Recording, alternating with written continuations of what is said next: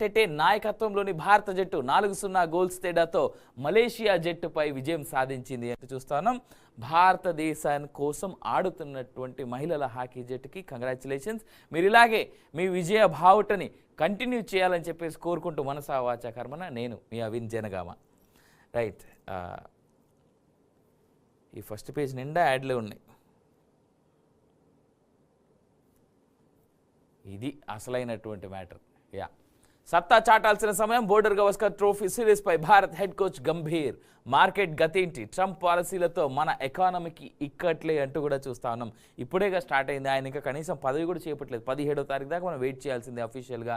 ఆయన అఫీషియల్గా 17వ తారీఖున అమెరికన్ ప్రెసిడెంట్ అయిన తర్వాత కదా మిగిలిన దాని ఎఫెక్ట్లు చూద్దాం.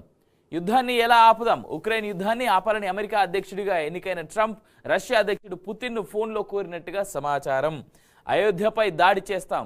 అయోధ్యలోని రామాలయంపై ఈ నెల 16-17 తేదీల్లో దాడులు చేస్తామని ఖలిస్తానీ ఉగ్రవాది గురు పత్వంత్ సింగ్ హెచ్చరించారు.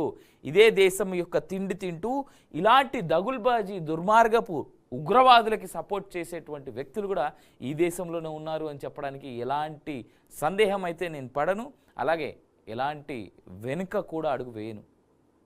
ఇదే కాదు, పాకిస్తాన్ వాళ్ళకి, బంగ్లాదేశ్ వాళ్ళకి, ఇరాన్, ఇరాక్ లాంటి దేశాలకు కూడా సపోర్ట్ చేసేవాళ్ళు ఈ దేశంలో చాలామంది ఉన్నారు.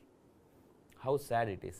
ఏ మతము ప్రోత్సహించదు. కాలుష్యాన్ని సృష్టించే కార్యకలాపాలను ఏ మతం కూడా ప్రోత్సహించబోదని సుప్రీంకోర్టు వ్యాఖ్యానించింది. దాని ఇంటర్నల్ స్టేట్మెంట్ ఏంటనేటువంటిది లోపలికి పోయి చదివితే అర్థమవుతుంది. సమాజ విభజనకు కుట్ర. భారత సమాజాన్ని విభజించి ముక్కలు చేయడానికి జాతి వ్యతిరేక శక్తులు కుట్రలు పన్నుతున్నాయని ప్రధాని మోదీ ఆరోపించారు. అందులో 99% వాస్తవం ఉంది. 99%. ఇప్పుడు తెలంగాణలో స్పెషల్గా జరుగుతున్నటువంటి కులగణన అనేటువంటిది ఏదైతే పేరు పెట్టుకొని దాని వెనకాల మీ బ్యాంక్ అకౌంట్ ఏంది, మీ బ్యాంక్ అకౌంట్ నెంబర్ ఏంది, మీకు ఎన్ని ఆస్తులు, ఆస్తుల వివరాలు ఏంది, పట్టాలేంది, పాస్ పుస్తకాలు ఏంది, మీ కులమేంది, మీ జాతి ఏంది, మీ మతం ఏంది అనేటువంటి జరుగుతున్నటువంటి దాంట్లో కేవలం కులగణన ఎవరి కోసం చేస్తూ ఉన్నారు, ఎవరి డీటెయిల్స్ పెద్ద ఎత్తున అడుగుతూ ఉన్నారు అనేటువంటిది ఆ పేపర్ మీరు చూసినా, దానికి సంబంధించి లేదా ఆల్రెడీ దాంట్లో పార్టిసిపేట్ చేసినటువంటి వాళ్ళు డీటెయిల్స్ ఇచ్చిన వాళ్ళని అడిగినా తెలిసిపోద్ది. రైట్, అసలైన మ్యాటర్ ఇది. హామీలు సూపర్ 6 అమలులో క్లీన్ బౌల్డ్. సూపర్ 6 హామీల బడ్జెట్లో మొండి చేయి. మహిళలకు ఉచిత బస్సు, ఆడబిడ్డ నిధి ప్రస్తావనే లేదు.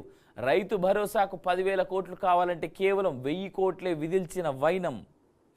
మొత్తం బడ్జెట్ 2.94 లక్షల కోట్లు. రెవెన్యూ వ్యయం 2.35 లక్షల కోట్లు. మూలధన వ్యయం 32,712 కోట్లు.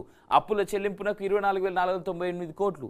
రుణాలు, అడ్వాన్సులు 1,298 కోట్లు. రెవెన్యూ లోటు 34,743 కోట్లు.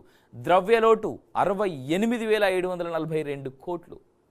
తల్లికి వందనానికి పంగనామాలు. ఉచిత బస్సుకు ఇంకా స్టార్టింగ్ ట్రబులే. 1 కోటి మందికి నిరుద్యోగ భృతి ఎగనామం. గ్యాస్ కోసం 4,000 కోట్లు గాను 895 కోట్లే. అభివృద్ధి సంక్షేమానికి తిలోదకాలు. Job calendar ఊసేలేదు. స్వయం ఉపాధిపై స్పష్టత లేదు. ఉద్యోగులు, పెన్షనర్లు, మహిళలకు ఇచ్చిన హామీలన్నీ నీటి మూటలే. ఆశాభంగం, పేదల గృహ నిర్మాణం. మోత మోగించేలా విద్యుత్ ఛార్జీలు మాత్రం డబుల్. దీనికి వైఎస్ఆర్సీపీ ఇచ్చినటువంటి